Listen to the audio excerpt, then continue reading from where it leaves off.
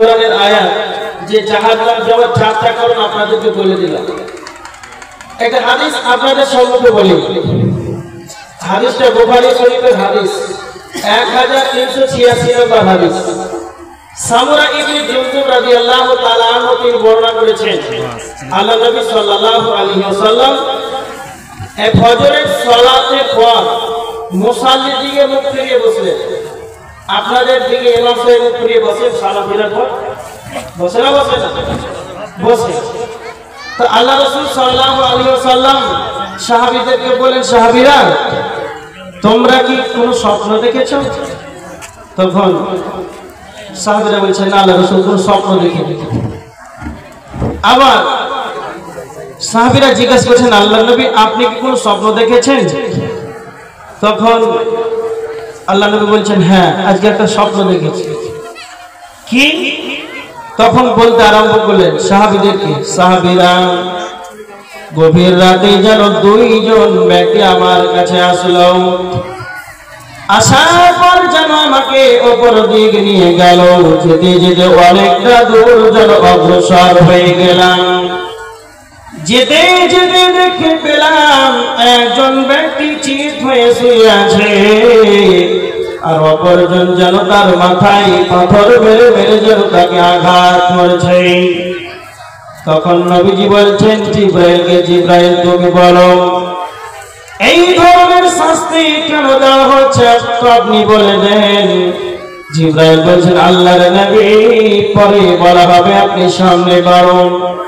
সামনে অগ্রসর হন। নবীজি বলছেন আমি আরো যেন সামনে অগ্রসর হলাম, যেতে লাগলাম। যেতে যেতে অনেকটা দূর চলে গেলাম, দেখতে পেলাম একটা তন্দুর চুলার মতো, তন্দুর আকার মতো ওপরটা যেন সংকীর্ণতা হয়ে আছে, ভেতরটা যেন প্রশস্ত রয়েছে, আগুন আর আগুন, আগুন আর আগুন। তার ভিতরে যেন উলঙ্গ পুরুষ আর নারী যেন চিৎকার করেছে। তখন বললেন নবীজি, জিবরাইল তুমি বলো এই ধরনের শাস্তি কেন দেওয়া হচ্ছে, তুমি বলো। জিবরাইল বললেন, আল্লাহর নবী আপনি সামনে বাড়ুন, আপনাকে যেন পরে বলা হবে। নবীজি বলছেন, সাহাবীরা আমি যেন আবার অগ্রসর হলাম। যেতে যেতে যেতে দেখতে পেলাম একটা পচা দুর্গন্ধময় যুদ্ধ রক্তের নদী।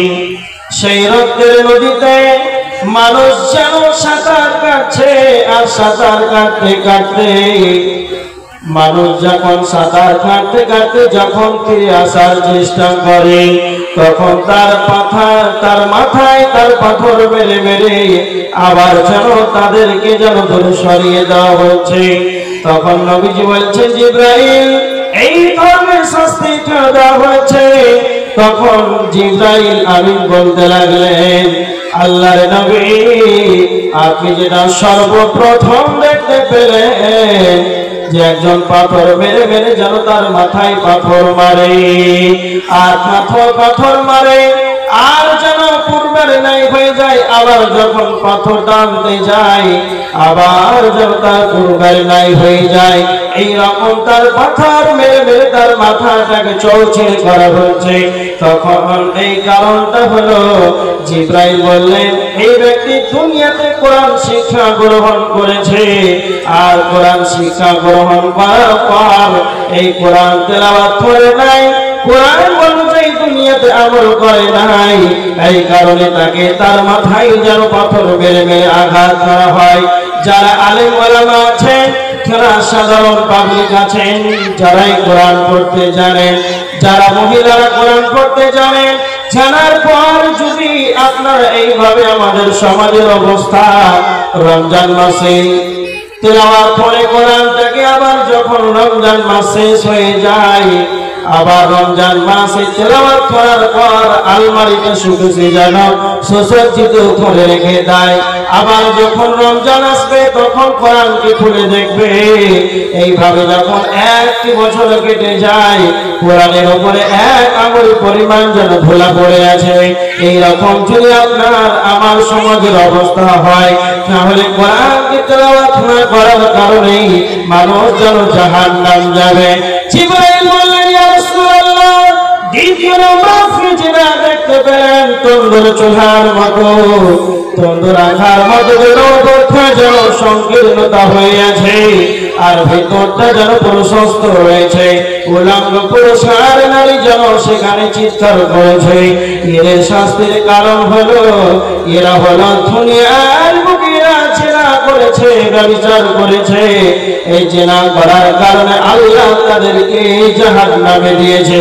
তার মানে যারা দুনিয়ার বুকে জেনার মতো পাপ না করবে, এই কারণে আল্লাহ তাদেরকে জাহান্নামে দিয়ে দেবে। নারী পুরুষ উলঙ্গ করে তাদেরকে নগণ্য করে জাহান্নামে তাদেরকে ফেলে দেওয়া হবে।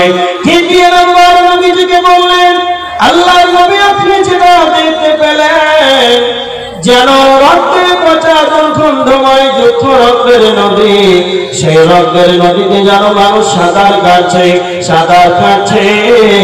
এত পচা দুর্গন্ধময় যুক্ত রক্তের নদী।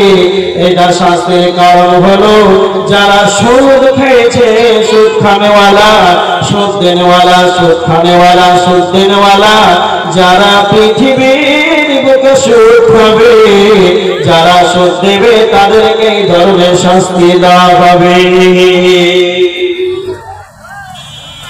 পচা দুর্গন্ধময় যুক্ত রক্তের নদী, সেই নদীতে সাঁতার কাটছে।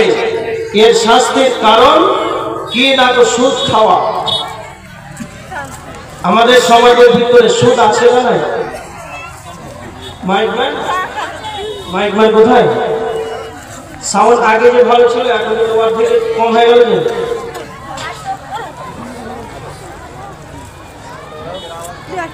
আগে ভালো ছিল, খুব সুন্দর ছিল, এখন চলে গেল।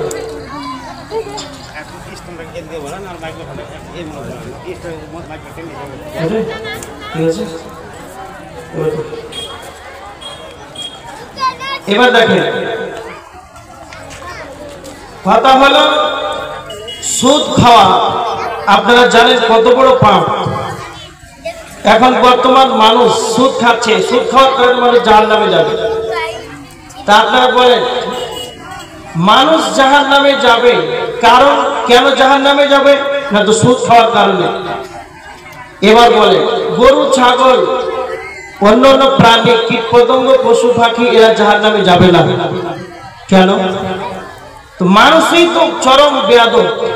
সুদ ছাগলে খায় না, গরুতে খায় না, মানুষে খায়, মানুষ খায়। তো মানুষ জাহান্নামে যাবে না তো কে যাবে? নিজের বিবেক থেকে বলে।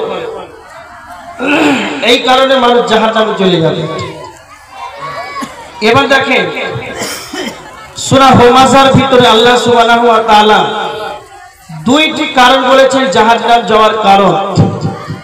বিসমিল্লাহির রহমানির রহিম। ওয়াইলুল লিকুল্লি হুমাযাতিল লুমাযা আল্লাযী জামা'a মালান ওয়া আদ্দাদা।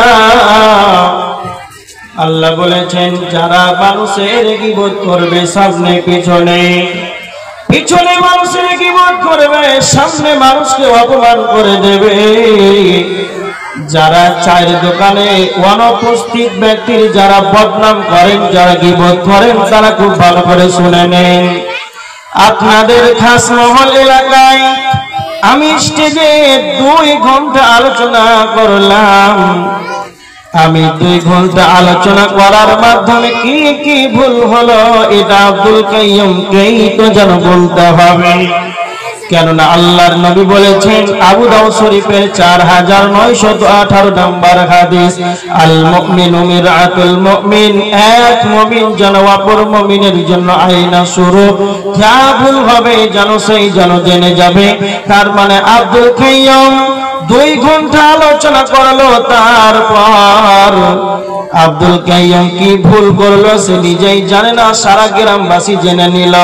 এটা যদি আপনার দ্বারাতে পাপ হয়, যার পাপ সেই যেন জানতে পারলো না, সারা গ্রামবাসী এলাকাকে যেন আপনি খবর ছড়িয়ে দিলেন।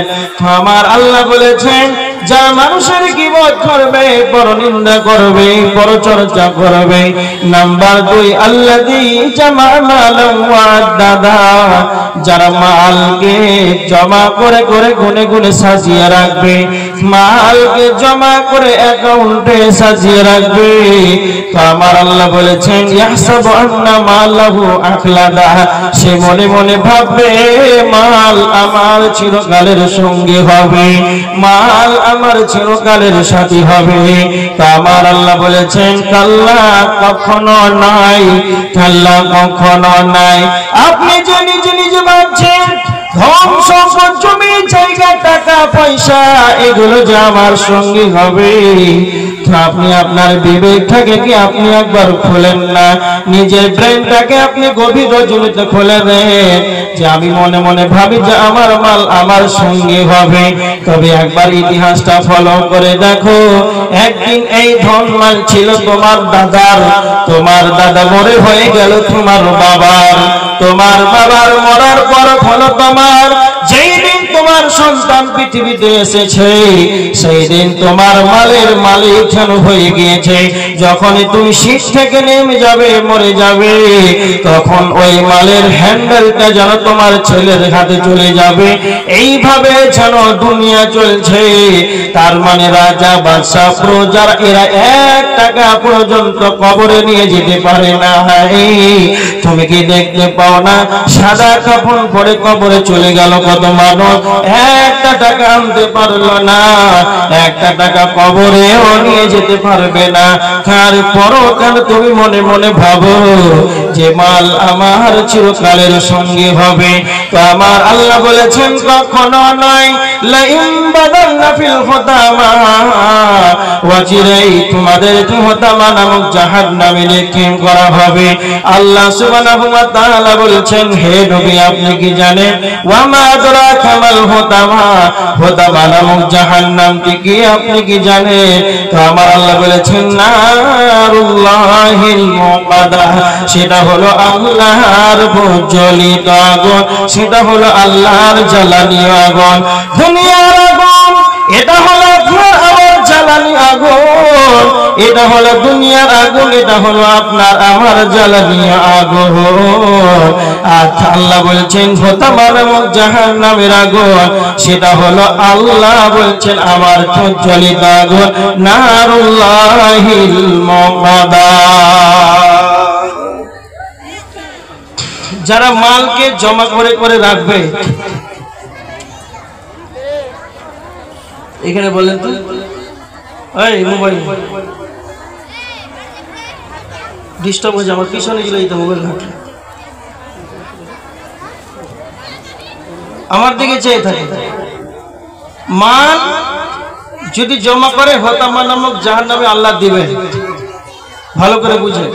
তো আল্লাহ বলছেন এটা হচ্ছে আমার প্রজ্বলিত আগুন। তো আল্লাহর প্রজ্বলিত আগুন, আমার প্রজ্বলিত আগুন, এর মধ্যে পার্থক্য আছে না নাই? পার্থক্য অবশ্যই থাকবে।